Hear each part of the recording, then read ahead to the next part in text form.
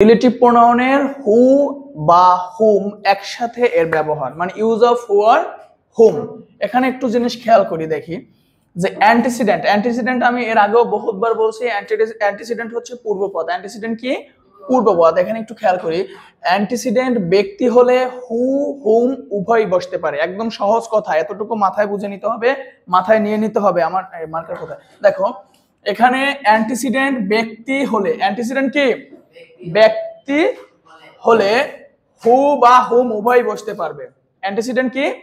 ব্যক্তি। অ্যান্টিসিডেন্ট কি হইতে হইবে? ব্যক্তি। অ্যান্টিসিডেন্ট ব্যক্তি হলে হু হুম উভয় বসতে পারবে।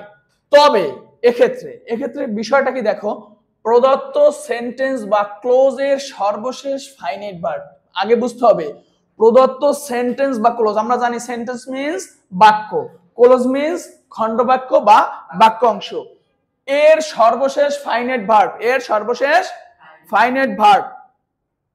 এর আগে যদি সাবজেক্ট না থাকে, মানে সর্বশেষ ফাইনাইট ভার্বের আগে যদি সাবজেক্ট না থাকে, তাহলে ওই বাক্যের অ্যান্টিসিডেন্টের পরে হু বসবে। অ্যান্টিসিডেন্ট মানে কি? ওই যে নাউন বা নাউন ফ্রেজ মানে পূর্বপদ, ওই পূর্বপদের পরে হু বসবে যদি সর্বশেষ ফাইনাইট ভার্বের আগে কি সাবজেক্ট না থাকে। কি না থাকে?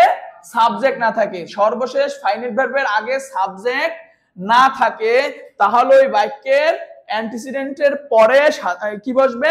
হু বসবে। আর যদি সর্বশেষ ফাইনাইট ভার্বের আগে সাবজেক্ট থাকে, তাহলে সাধারণত হুম বসবে। আমরা দুইটা জিনিস কি বুঝতে পারছি এখানে? তাহলে আমি বলছি যে অ্যান্টিসিডেন্ট ব্যক্তি হলে হু হুম উভয় বসতে পারবে, হু হুম উভয় বসতে পারবে। আর এক্ষেত্রে মাথায় রাখতে হবে একটা জিনিস, যে প্রদত্ত সেন্টেন্স বা ক্লোজের সর্বশেষ যে ফাইনাইট ভার্বটা থাকবে, সর্বশেষ যে ফাইনাইট ভার্ব আমরা জানি না ফাইনাইট ভার্ব কি, যে কি করতে পারবে বলো?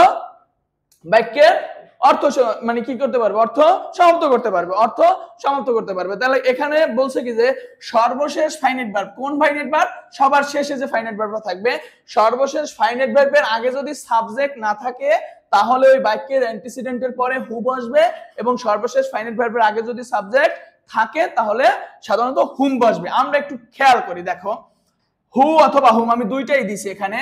Do you think came late, এখানে খেয়াল করি আমরা, কেম এই হচ্ছে ফাইনাইট ভার্ব, সর্বশেষ ফাইনাইট ভার্ব। দেখো look at the white board, দেখো সর্বশেষ ফাইনাইট ভার্ব কি?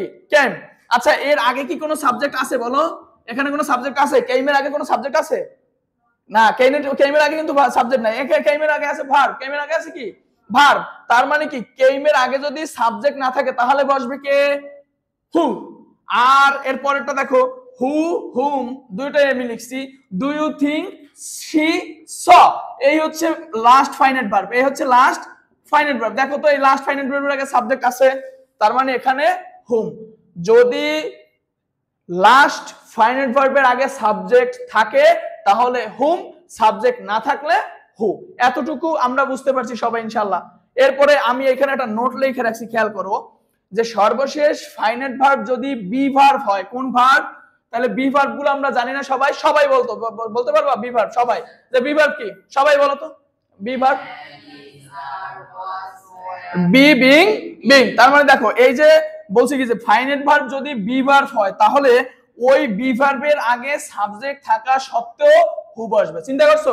এতক্ষণ আগে আমি বলছি যে সর্বশেষ ফাইনাইট ভার্বের আগে যদি সাবজেক্ট না থাকে, তাহলে হু, সাবজেক্ট থাকলে হুম।